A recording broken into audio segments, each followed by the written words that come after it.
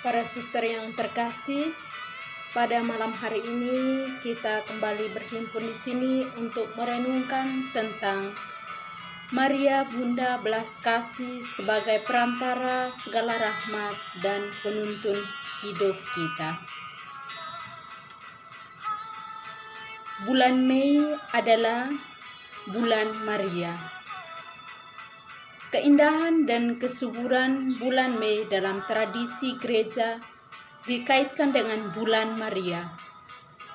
Setiap kali umat berziarah, umat menghaturkan bunga-bunga di depan patung Maria, lambang keindahan doa yang kita sampaikan kepada Bapa lewat perantaraan Bunda Maria. Bunda Maria ciptaan Allah yang melaluinya Allah membawa keselamatan dan kehidupan baru di dunia ini. Bunda Maria merupakan bunga terindah dan tercantik dari segala bunga, yang membawa pengharapan baru bagi umat manusia, sebagaimana musim semi yang selalu dinantikan oleh umat manusia. Terdapat analogi antara bunga dan Maria yang terbuka untuk dimensi kristologi. Bunga yang mekar selain indah dipandang juga diharapkan menghasilkan buah pada akhirnya. Dalam diri Bunda Maria, keindahan sesungguhnya terletak dalam relasi kita dengan Allah, karena Bunda Maria membawa kita pada Yesus. Seperti tiap kali kita berdoa, Salam Maria, penuh rahmat, Tuhan sertamu. Terpujilah engkau di antara wanita, dan terpujilah buah tubuhmu Yesus. Fokus utama dalam perhatian, pertama devosi dan doa-doa kita lewat perantaraan Bunda Maria adalah Yesus, bukan pada Maria.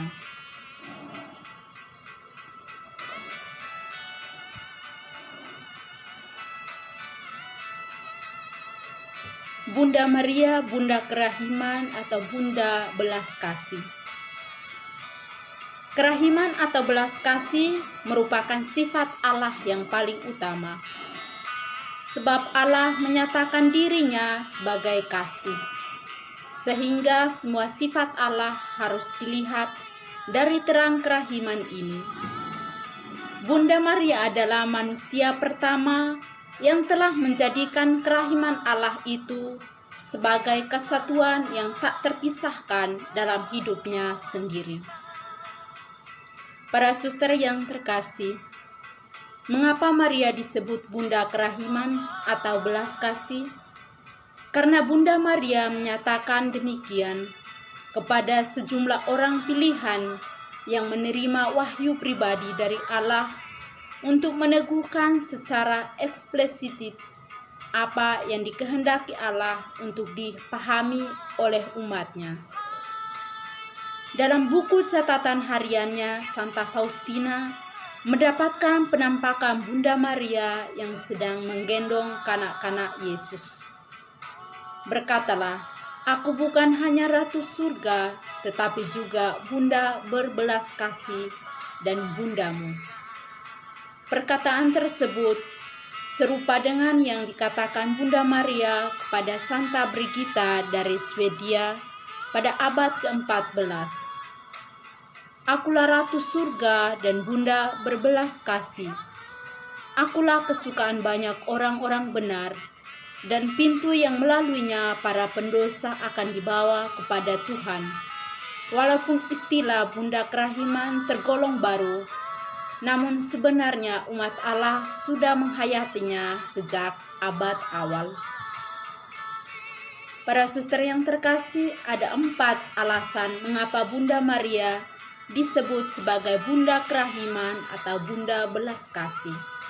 Yang pertama, sebab Bunda Maria yang dikandung tidak bernoda dosa, diciptakan oleh Sang Kerahiman Ilahi untuk turut melakukan karya kerahiman Allah. Karena Maria diciptakan tiada bernoda, kepenuhan rahmat Allah ada padanya, dan menjadi Bunda Kristus, maka Maria disebut sebagai Bunda Kerahiman.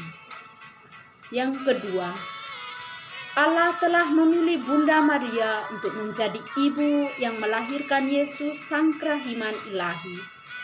Karena Kristus adalah Sang Kerahiman, maka Bunda Maria sepantasnya disebut Bunda Kerahiman.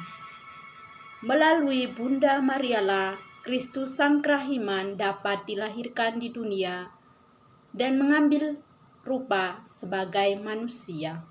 Pada bagian ketiga, Bunda Maria melaksanakan karya kerahiman Allah dengan menjadi teladan murid Kristus. Bunda Maria mengajarkan kepada Santa Faustina, "Aku ingin putriku agar engkau mengamalkan 3 keutamaan yang paling kuungkap paling berharga dan paling menyenangkan Allah. Yang pertama adalah kerendahan hati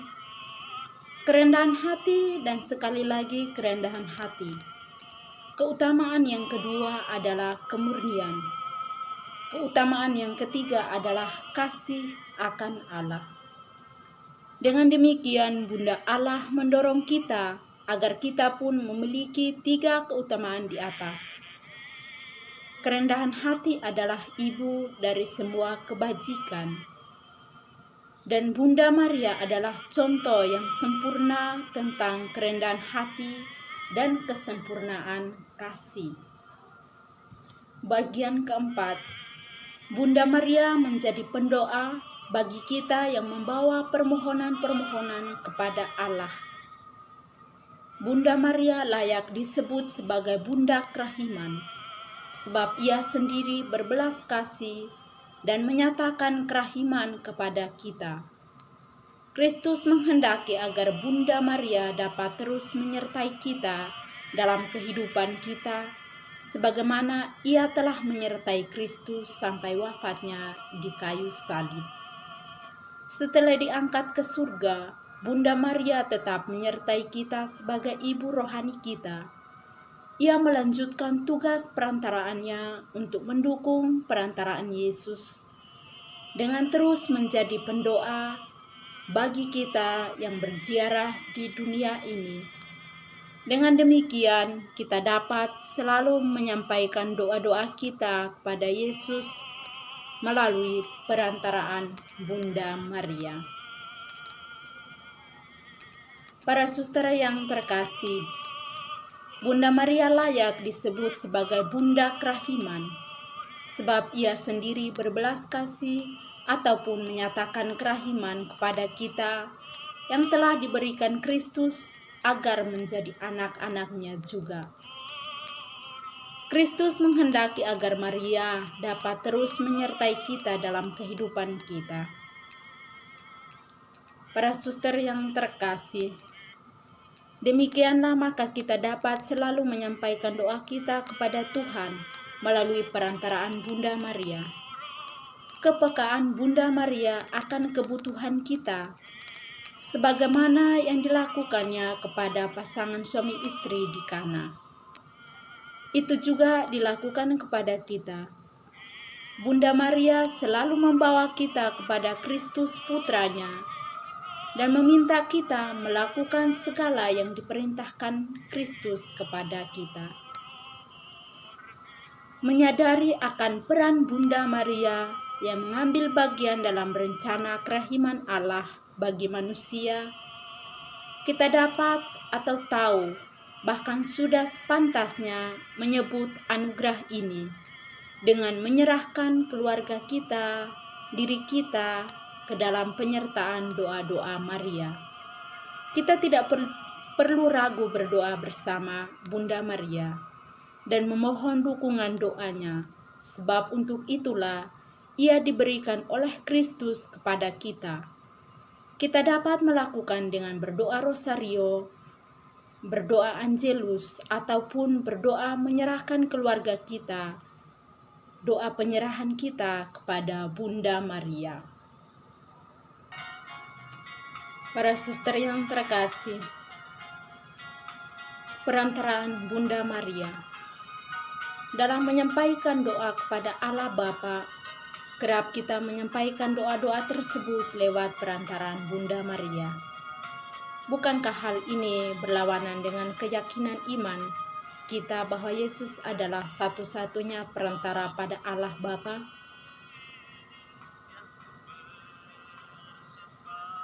Dalam hal ini, para Bapa Konsili Vatikan II menjelaskan bahwa perantaraan kita hanya satu menurut sabda Rasul.